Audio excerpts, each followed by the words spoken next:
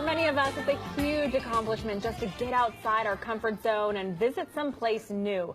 Well, our next guest took that thinking to the extreme. So recently, 27-year-old Cassie pecol shattered 2 Guinness World Records by becoming the first female to visit every country in the world in the shortest amount of time.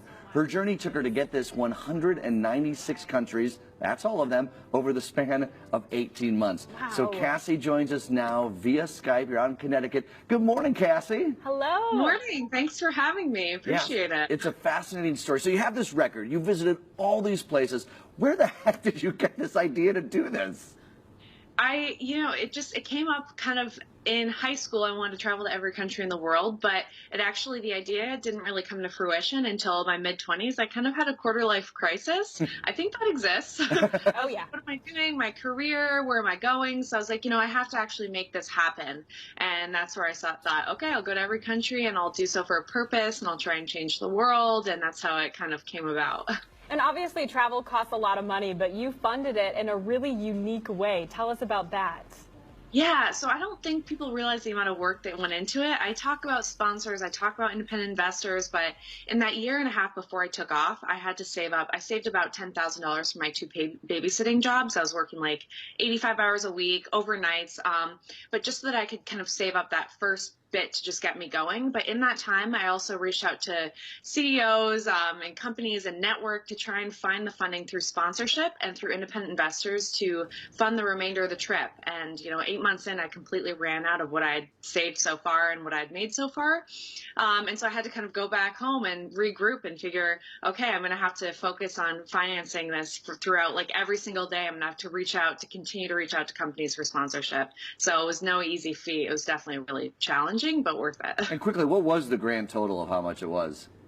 Yeah, I just finished the budgeting and it was $110,000 total. Oh, wow. Which, yeah. Which is a lot, and don't get me wrong, no one's got that change lying around. But to travel the whole world, it's got to be amazing. And you must have learned so much, which is worth more than any dollar amount. So can you tell us a couple of the big takeaways from your journey? When you come back here, what do you look back and say, oh, I learned this?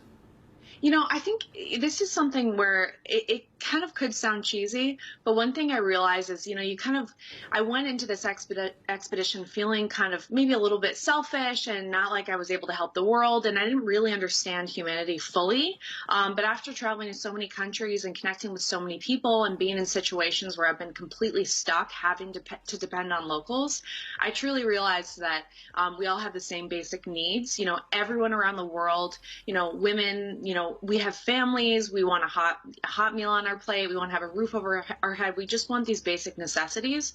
And once we can kind of realize this underlying foundation of humanity, we can learn to respect each other a little bit more and be a little bit more kind of open-minded as well to learning about new cultures and religions and everything like that.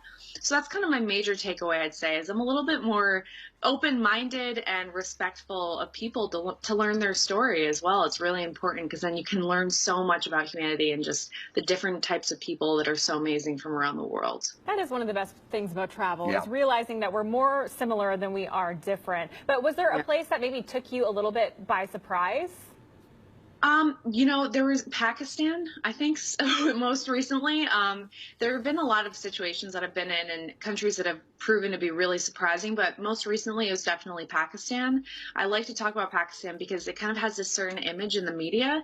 People think it's really dangerous and they would never go there, but it's a place that I always wanted to go. And for some reason, I never believe it to be true, that the danger factor of all these places. And it's like when I arrived there, I went to Karachi, Lahore, Islamabad, and I was really just taken into the arms of the people there. They're so smart, they're so kind, the food is amazing, different ecosystems. I felt completely safe and fine, even like walking around on my own. I didn't have to cover up like I did in Afghanistan. And so it was a really, really beautiful experience in Pakistan, and I go back there in a heartbeat. Okay, so enough of the positivity, because there always are things that go wrong with traveling. We don't have time for like the whole detailed story, but I bet you have one story that it's like, oh God, I didn't even know what to do. What happened here? Mistakenly, I'm going to bring up Cuba. You as an American, you have to bring cash. They don't accept debit cards, credit cards, PayPal, anything like that. So I don't know what I was. I just come back from a break back in the States. I was in the States for 14 days, and then I had to leave the country because for the Guinness record, I can't be in a place for more than 14 days. So I left down to Cuba and I brought $20 cash with me. I was like, oh man, what a mistake I just made. So the taxi driver took me to the hotel. I owed him $40. The hotel's like, you can't stay here. It was midnight at this time. I arrived late. They're like, you can't stay here. You have to be able to pay us with cash. And I was like, oh my God, I'm in this situation where I'm literally on the streets. I walked outside. I was on the side of the highway, just sitting there. The taxi driver came up to me, and I know some Spanish, so I understood. He said, like, I have 3 daughters. I would hate for them to be in your situation. So you can come stay with me for the night. And I'm like, wow, like what, he doesn't even know me. And I'm sure he doesn't have any bad intentions, because I'm telling you, people just want to help a brother out, or help a sister out, What an incredible story. I love how I said enough of the positivity, and then we get up with the most heartwarming story ever from you. That is so wonderful. That's incredible. Yeah, it really worked out. That could have been bad. Well, Cassie, I know. So yeah, and his wife just like ended up making her bed for me, and I woke up and I saw her laying there on the kitchen floor sleeping on this little foam pad.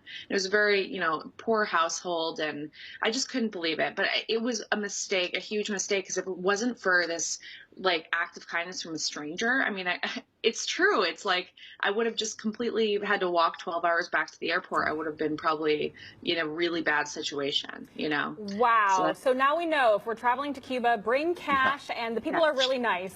Cassie, thank you so much for your time. What an incredible adventure you were on.